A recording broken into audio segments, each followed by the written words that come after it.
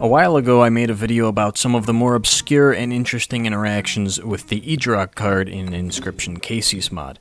And since then I've found even more, some of which are thanks to you guys leaving helpful comments, so as always, thank you very much for that. You guys are awesome.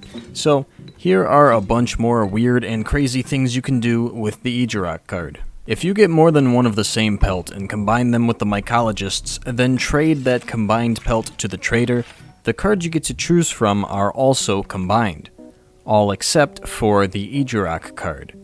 If the trader offers an Ejirok while you're trading a combined golden pelt, it won't appear to be combined like all of the rest of the options, and when you play that Ejirok, it won't have its stats doubled either. At first, I thought this was because Ejirok is one of a few cards in Inscryption that you aren't allowed to get multiple copies of. Once you have an Ejirok in your deck, another one won't show up as an option to take at rare card drops, and it won't show up as an option for Goobert to duplicate either. However, Ejirok isn't the only card like this. Another card that you can't get more copies of is the Ouroboros. However, as you can see here, you can get a combined Ouroboros nonetheless. So normally, you can't have more than one Ejirok in your deck, but by editing the save file, you can change your cards to whatever you want, even if it breaks the rules. So I added 2 Ejiroks to the deck and took them to the Mycologists. Normally, you can interact with Ejirok at certain events, like I talked about in the other Ejirok video. However, it always appears as a random other card from your deck, because Ejirok always disguises itself as something else. But here, with the Mycologists, not only do the Ejiroks appear as themselves, not copying anything, but they also can be combined by the Mycologists. And then we even get to see a combined Ejirok here with doubled stats. However, when I later play this same Ejirok, it goes back to its default stats of 4 attack and 1 health. So it seems like Ejirok just has a very weird relationship with the Mycologists. So that's what happens if you have 2 of them, but what if your whole deck is nothing but Ejiroks? Well, as you can see, the Ejiroks disguise themselves as squirrels when viewing your deck, just like what happens if your last card drawn from your main deck in battle is an Ejirok, because it has nothing to copy from the main deck, so it copies your squirrel deck instead. It also still has the red eyes though, and this is the only way we can see a red-eyed squirrel in Inscryption like this, so that's new. It's also the only way to see a squirrel at certain events, and here I even feed one to the campfire survivors. However, as I covered in the last video, you can't get rid of an Ejirok at an event, and instead you lose the card it copied. But since it copied nothing from the main deck here, I lost nothing, it seems.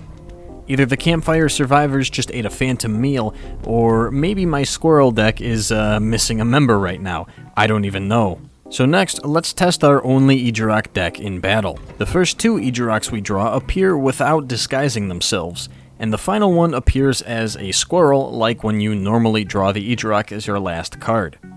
So seeing Ejiroks without a disguise in your hand like this is not normally possible. They cost nothing to play, and when you do play them, they flip over to reveal themselves as usual, but they do it twice for some reason. Since Ejirok is technically a no-cost card, it also has a weird interaction with the Fair Hand mechanic. If you don't know what that is, then check out this video. In a normal deck where Ejirok would be disguising itself as something else, it also takes on the cost of that card. However, for the Fair Hand mechanic, the game still treats it as a no-cost card if it's one of the first 2 cards that you draw. And I'm pretty sure the same can be said about the Static Glitch card as well. Pelt cards, on the other hand, seem to not be treated as no-cost cards for the Fair Hand mechanic after all. Or in other words, if you draw a Pelt as your first and or second cards from your main deck, the Fair Hand mechanic will still give you a non-Pelt, no-cost, or 1-blood cost if you have any. So Pelts don't actually disrupt the Fair Hand strategy, but Ejirok or the Static Glitch card could if you get unlucky. Normally, when you draw an Ejirok in battle, you won't know it because it's disguised as another random card in your deck. However, if you end up drawing 2 cards that you only have 1 of in your deck, then you know that one of them is an imposter. And there's actually a way to tell which one is which. And that's that the Ejirok is always the first one that you drew, which is the one further to the left in your hand.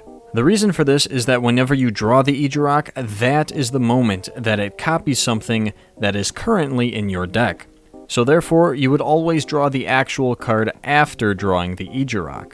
So if you draw an extra copy of a card, or if you search your deck with the Magpie Sigil or item and see such a card in your deck, then that means that you've already drawn the Ijiraq.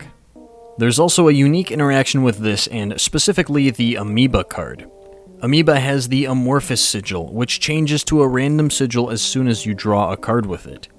However, for some reason, if an Ijiraq disguises itself as an amoeba, the Amorphous Sigil doesn't actually trigger, and instead you just have an amoeba that still has the Amorphous Sigil in your hand. And the only way this can happen is if this is actually an Ijiraq. My guess is that this happens because both the Ijiraq disguising itself and the Amorphous Sigil transforming itself happen as soon as you draw the card, but both can't happen at the same exact time, so it just skips the Amorphous Sigil's effect. Ijiraq also has a weird interaction if it copies a bone cost card like the Amoeba. Even though the Ijiraq copies the cost of 2 bone tokens and can't be played unless you have them, whenever you do play it, it doesn't actually remove the required bone tokens. So you need to have however many bone tokens to summon the Ijiraq in the first place, but it doesn't actually take away those bone tokens when it's played. Ijiraq also has a unique interaction with attack sigils. Whenever Ijiraq disguises itself as a card, it also triggers the sigil of that card if it's a sigil that activates when the card is played. It also keeps any sigils added onto it by a totem even after transforming back into its true form, which is not part of a tribe. So anything that it copies stays if it applies in the exact moment that the Ijiraq is summoned. And this also goes for attack sigils like on the ant cards. The ant attack sigil gives a card an attack point for each ant on your field. If Ijiraq copies an ant, when it's summoned, it gains 1 attack from the sigil because it treats itself as an ant at that moment. Then it reveals its true form, but keeps that extra attack point since it was added the moment it was placed on the board. If you then summon another ant, neither gain an additional attack point as Ijiraq is no longer treated as an ant, nor does it still have the ant attack sigil. However, if I summon the real ant first, then the Ijiraq will gain an additional attack point and keep it, putting it at 6 attack, and the real ant will gain an attack when Ijiraq is summoned since it's treated as an ant in that moment, but after Ijiraq reveals itself, the ant loses that extra attack since Ijiraq is no longer considered an ant. That goes for other attack sigils as well. Ijiraq adds whatever attack that sigil would be in that moment that it's played to its base for attack, and then stays at whatever that value is, no longer changing because the attack sigil is now gone. Remember earlier how I said that you can't duplicate certain cards with Goobert?